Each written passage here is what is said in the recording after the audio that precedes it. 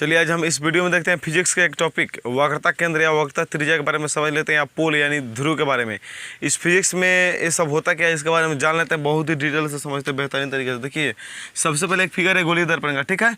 गोलीय दर्पण में ये जो बीच में होता है सी जहाँ पे लिखा वहाँ पे केंद्र है, इसी पर रख के सब गोलीय दर्पण के यानी गोल चीज़ को किया गया है, गोल जो सर्कल बनाया गया इसी पर रख करके, ठीक है। तो इसको बोलते हैं सी यानी वक्रता केंद्र, सेंटर में वक्रता केंद्र।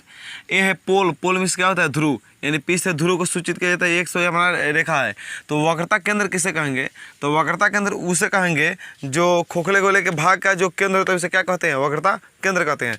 जैसे हम यदि बात करें वक्रता केंद्र की परिभाषा का, तो वक्रता केंद्र की परिभाषा हम लिख देते हैं बोर्ड पर, आप लोग ध्यान से देख लीजिएगा।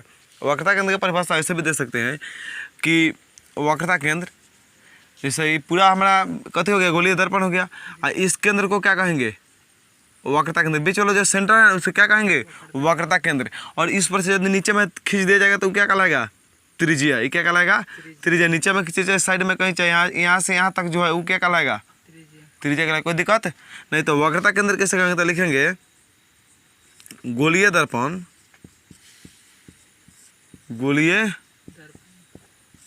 महर्षिकार होता है शायद, गोलीय दर्पण जिस खोखले गोले का, जिस गोलीय दर्पण जिस खोखले गोले का एक भाग होता है, जिस खोखले गोले का एक भाग होता है, उसके केंद्र को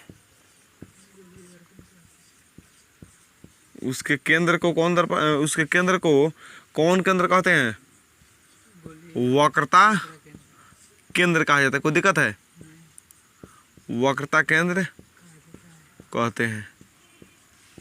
चलिए इसका परिभाषा आसान बात है देना कि गोलीय दर्पण जिस खोखले गोले का भाग होता है उसके केंद्र को क्या कहते हैं, वक्रता केंद्र कहते हैं। जैसे आप लोग फिगर में देखते हुएगा कि ये है गोलीय दर्पण, कौन दर्पण है, गोलीय यानी गोला तो गोलीय दर्पण, और एक कलाई किया हुआ भाग है, और बीच में क्या है, सेंटर, यानी कि कहीं ना कहीं जो हमारा परकाल होता है, परकाल को रखिए करके ना काटा गया होगा, तो बीच में रखा गया होगा, तो इसको क्या बोलेंगे, सेंटर, यानी यही क्या है, वक्रता केंद्र है। कोई दिक्कत, बीच वाला भाग क्या हो गया, वक्रता केंद्र। और सी से लेकर के पी तक जो हुआ ये क्या हो गया, वक्रता त्रिज्या हो गया। क्या हो गया, वक्रता त्रिज्या। तो वक्रता त्रिज्या की यदि परिभाषा पूछता है तो कहेंगे गोलीय दर्पण जिस खोखले गोले का भाग होता है उसके त्रिज्या को क्या कहते हैं, वक्रता त्रिज्या कहते हैं। समझ में आ गया, इसकी त्रिज्या का कहेंगे वक्रता त्रिज्या कहेंगे, और इसके केंद्र को कौन केंद्र कहेंगे, वक्रता केंद्र कहेंगे। तो यानी गोलीय दर्पण जिस खोखले गोले का भाग होता है उसके केंद्र को कहेंगे वक्रता केंद्र, और यदि त्रिज्या का बताया जाएगा तो कौन कहेंगे, वक्रता त्रिज्या कहते हैं।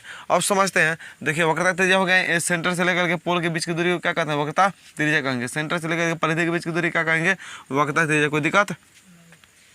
अब इसमें ध्रुव कहते हैं पोल, क्या कहते हैं, पोल। ध्रुव किस चीज़ को कहते हैं, तो ध्रुव उसे कहते हैं गोलीय दर्पण का वह भाग, गोलीय दर्पण का वह भाग जहाँ ज्यामितीय केंद्र होता है। कथी होता है, ज्यामितीय केंद्र। ज्यामितीय केंद्र का मतलब यही क्या कहलाएगा, इसका ज्यामितीय केंद्र यही ना, इसका ज्यामितीय केंद्र क्या कहलाएगा, इसका ध्रुव। दिक्कत, ये परिधि को नहीं छुए, गोलीय दर्पण हो गया, मान लिया गोली है, ठीक है, गोला की परिधि को छू दिया कौन रहेगा, स्पर्श रेखा, और जहाँ पे लास्ट पोजीशन पे छुआ वो क्या कहलाएगा, इसका ध्रुव यानी पोल कहलाएगा, ठीक है। जिसका परिभाषा ऐसे देंगे कि गोलीय दर्पण जिस खोखले गोले का भाग होता है उसके ज्यामितीय केंद्र को क्या कहते हैं, उसके ज्यामितीय केंद्र को क्या कहते हैं, पोल कहते हैं, यानी ध्रुव कहते हैं। क्या कहते हैं, ध्रुव। यानी और वक्रता केंद्र किसे कहते हैं, तो वक्रता केंद्र गोलीय दर्पण जिस खोखले गोले का भाग होता है उसके केंद्र को ही वक्रता केंद्र कहा जाता है, ठीक है। और वक्रता त्रिज्या का बताया गया, गोलीय दर्पण जिस खोखले गोले का भाग होता है उसके त्रिज्या को ही वक्रता त्रिज्या कहते हैं। इस तरह से बहुत सारा परिभाषा बन सकता है। पोल का तो बता ही दिए का। अवतल दर्पण को अभिसारी दर्पण क्यों कहते हैं, ठीक है। अवतल दर्पण को अभिसारी दर्पण क्यों कहा जाता है, भी एक क्वेश्चन एग्जाम में बार बार पूछा जाता है। चलिए बताते हैं अवतल दर्पण को अभिसारी दर्पण क्यों कहा जाता है। बहुत ही छोटी सी इसकी परिभाषा है, बहुत आसानी से, बहुत अच्छी लैंग्वेज है, याद यदि कर लेते हैं तो आपको फुल नंबर दे दिया जाता है। अवतल दर्पण को अभिसारी दर्पण क्यों कहा जाता है, क्वेश्चन ऐसे पूछा जाता है, ठीक है। बिहार बोर्ड में हम के बारे में पूछा था कि उत्तल दर्पण को शायद अपसारी पूछा हुआ था ये, लेकिन हम कन्फर्म नहीं है कि यहीं पूछा था, लेकिन ये कन्फर्म है कि क्वेश्चन बार बार पूछा जाता है, ठीक है। तो अवतल दर्पण को अभिसारी दर्पण क्यों कहा जाता है, तो परिभाषा देना है कि अवतल दर्पण के मुख्य अक्ष के समांतर, अवतल दर्पण के मुख्य अक्ष के समांतर और निकटवर्ती सभी आपतित किरणें परावर्तन के बाद मुख्य अक्ष पर एक बिंदु पर अभिसारित होती है। इसके कहने का मतलब आप नहीं समझे। चलिए हाई हो गया हमारा अवतल दर्पण, अवतल दर्पण हुआ, यहाँ से मुख फोकस, हमारा फोकस दूरी एफ से फोकस हुआ ना, फोकस यहाँ से अपना ध्रुव है, ध्रुव से टकराने के बाद देखिए सब यहाँ से प्रकाश लौट के आ रहा है, और सब लौट कर क्या हो रहा है, एक जगह आ रहा है कि अलग जगह जा रहा है, एक जगह इसी बिंदु पर आके मिल रहा है। तो इसी बिंदु पर मिल रहा है, वही बिंदु क्या कर रहा है, इसको अभिसरित कर देता है। अभिसरित का मतलब कि सबको बिटोर, सबको फॉइल करके आता है तो क्या करता है, बिटोर लेता है एक जगह लेकर के। अभिसरित करने का मतलब कहती बिटोरने का काम करता है। मान लीजिए चारों छेड़ दिया लेकर के हम बिटोर लिए, उसका मतलब कहते हैं उसको अभिसरित कर दिया। क्या कर दिए, अभिसरित। तो चारों ओर से फैले प्रकाश को लेकर के क्या कर रहा है, बिटोर रहा है, बिटोर करके यहाँ जमा कर दिया। ये कथे हो गया, ये कर कथे हुआ, अभिसरित किया, यानी अभिसरित किया ना।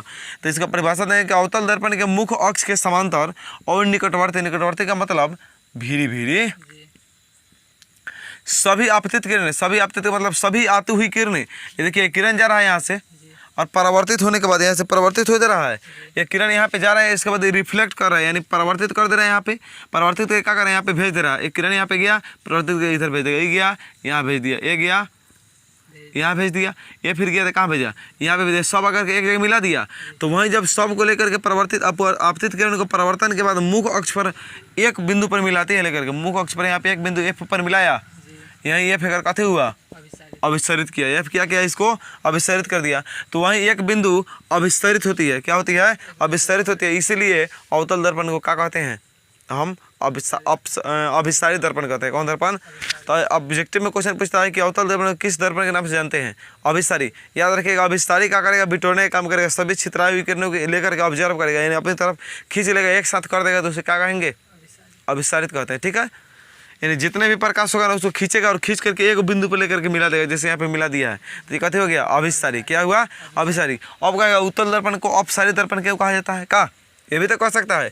तो उसका परिभाषा देंगे कि उत्तल दर्पण के मुख्य अक्ष के समांतर और निकटवर्ती सभी आपतित किरणें परावर्तन के बाद मुख्य अक्ष पर एक बिंदु पर अपसरित, एक बिंदु से अपसरित कर देती है। क्या कर देती है, अपसरित का मतलब कि एक बिंदु से लेकर के फैला देती है चारों ओरी। तो फैला देगी तो उत्तल दर्पण को अपसारी कह देंगे, और जब बिटोर देगी तो क्या कहेंगे, उसे अभिसारी कहते हैं। अभी का मतलब कि बिटोरना, ठीक है, अभिसारी का मतलब क्या कर देना, बिटोरना। तो जब बिटोरने लगे तो अभिसारी, और जब फैलाने लगे तो कौन सारी, अपसारी। कोई दिक्कत है इसमें? यदि आप लोग को वीडियो अच्छी लगी हो तो चैनल का सब्सक्राइब कीजिएगा और